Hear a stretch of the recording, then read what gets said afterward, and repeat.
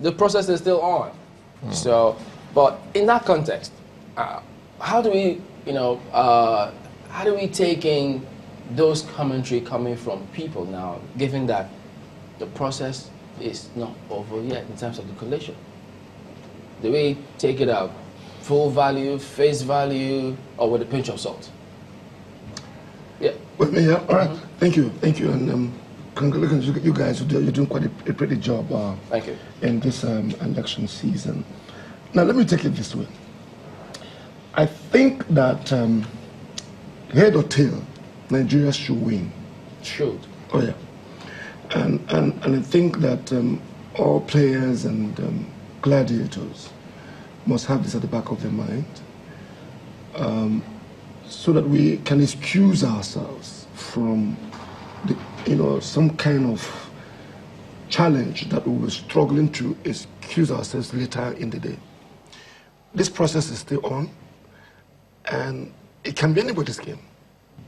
It can still be anybody's game. My only concern is that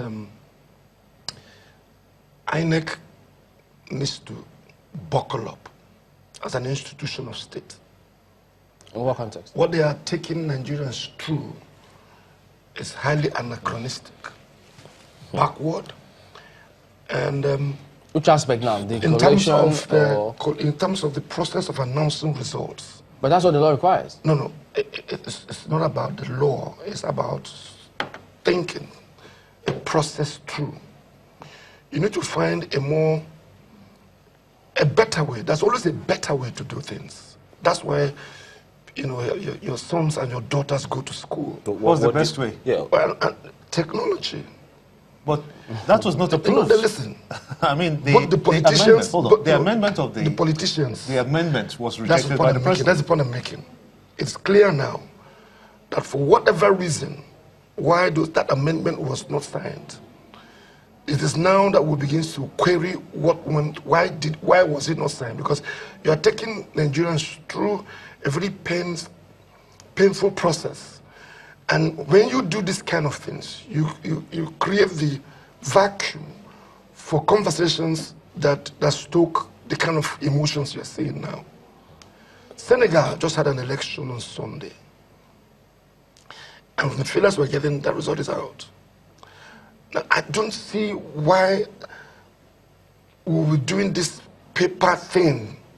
But people always argue, say, well, look at the population, look at the terrain, the riverine areas, all of those will get time before it comes if we continue with this process. When you go to a village, you collect money, you send money to your mother in the village, you collect money. A more sensitive thing like money, people can still trust technology. And when it comes to things that will move this society forward, these conversations begin to go left-handed. Why is it so difficult for the politicians, according to you, to accept that technology is the way to go? Because, they're fraudulent. Really? It's absolutely clear that politicians are fraudulent. But can we paint all of them with one brush? No, you can see the whole thing. You can see them speak. You can see people brazenly do things that seem very backward, but you can see them being very happy using those things. Look at an election, a commissioner, somebody in the university saying that there was no result because some people came and bungled the place. That is in that kind of circumstance and situation that they thrive. Well, Sylvester, they thrive. Yeah, but Sylvester... Yeah. But we must rein them in. The state must rein politicians in. But it's not that all politicians are the same. Yep. Is it that they're all fraudulent, all of them? When you speak in that manner, it can be all. There will definitely be people, but the people, majority of them that are holding forth, sure have a way and a means to thrive in this chaos. Well, Sylvester, I know you're bombarded with different views from people who woke up to a barrage of messages. People said it also. So how do you remove yourself from all of those at the moment? Is it even possible? I find myself in a very, very challenging situation because I pretty much couldn't have up to an hour of sleep because, like you're seeing people from different time zones, Nigerians who genuinely are concerned, who look forward to something better for our country, because where they are, they see the processes go on seamless, and the outcomes are incontrovertible. And then to watch what's happening at home, and they are all calling, what's happening, what is happening? I mean, look at what I'm watching, I can't believe this. Is this happening in my country? Just to think that 20 years of democracy, and this is the best we can give to the country, is sad. I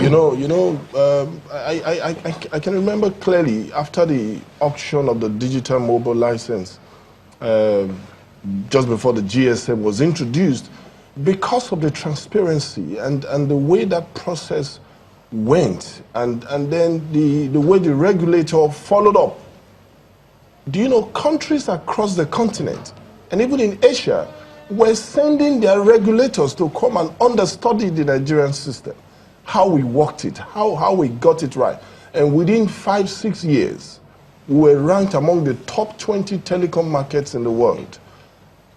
And then to think that 20 years after democracy, that this is the best that we can have is sad. I know to the politician, the end justifies the means. But you see, we must grow up. We must make progress. We must also understand that the process matters.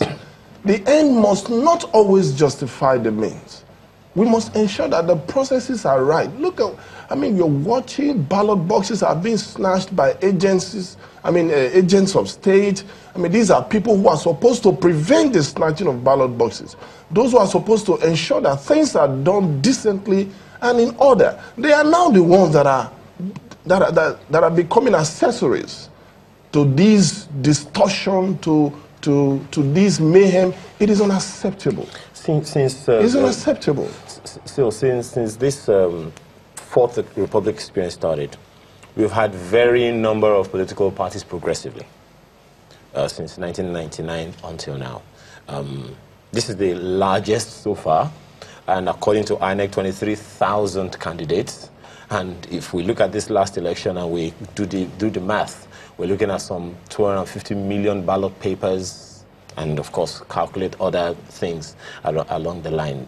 Don't you think those logistics could also have contributed to this? Because that's the starting logistics. The closing logistics would also be similar according to the law. You see, nobody wants to build a house and does not sit down and count the cost.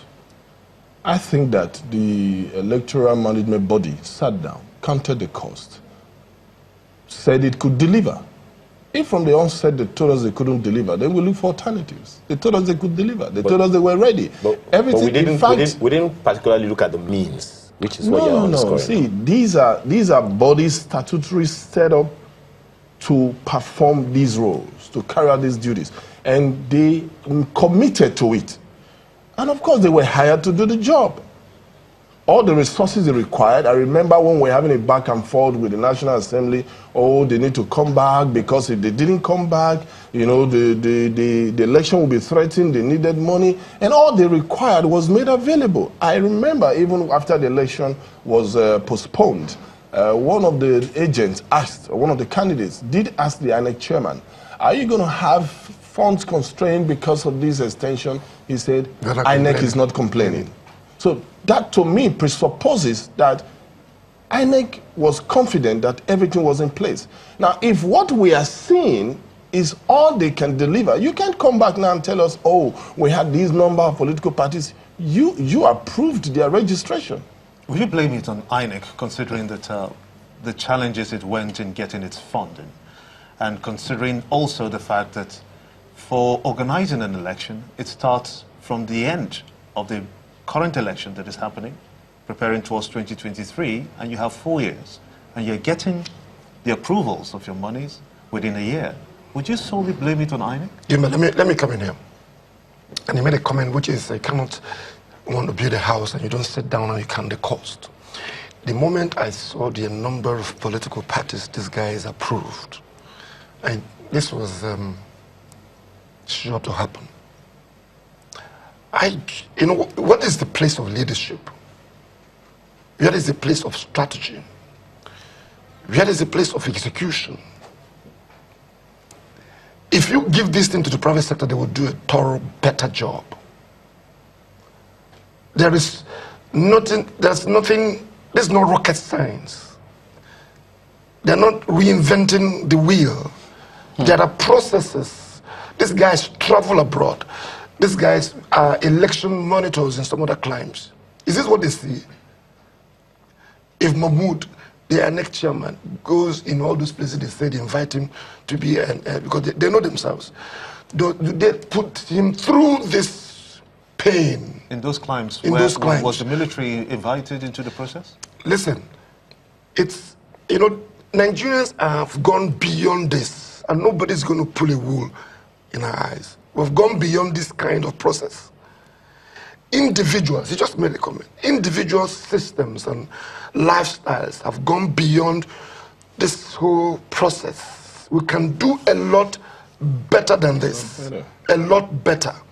Within the confines of the same law? Listen, I want to tell the international community that we are better than this process. This is not Nigeria. Individual businesses and... But this is what they see. Absolutely, this is what they see. And unfortunately, this is what they will soak in. But we are a lot better than this. We have world-class businesses here. We have international presence here. We have standards that we push through and pull through. I run international training, and I've seen that we can do a lot better than this. Well, so the pressure must come on INEC to reinvent and recalibrate. They can't do this in another 4 years. Is it really up to INEC? It's INEC. What of the role of policy? No, the people are pushing and are demanding better things. INEC needs to rise up as an institution of state. As the umpire? Yes. But the umpire operates within a frame of laws. Yes. And can I tell you? Sure. From my interactions, the Nigerian election monitor management body is one of the most powerful in the world. Just like it is said that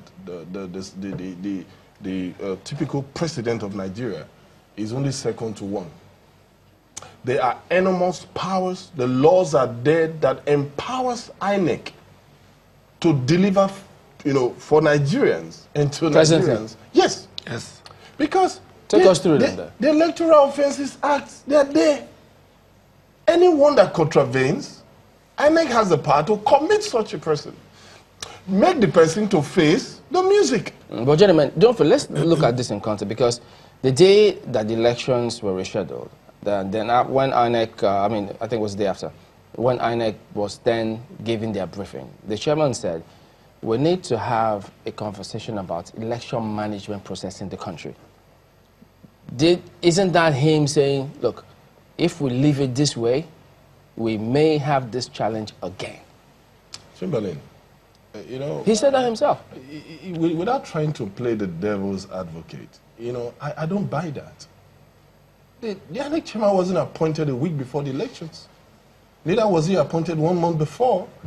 He had enough time. He planned this election. This whole thing was his idea. He planned it. So, and then to come at the closing minutes to tell us we need to have who are these we? That was after. That's what I'm saying. I mean, he then said from at the postponement. You know, it was the day after when he was engaging with the stakeholders. Remember, the day that is the 16th. Yeah. The day that was supposed to be the day of the election, when he was having the stakeholders engagement, was when he made that remark. I'm saying, so why wait to that final hour? Because if everything went well, by that moment we should be talking about the results.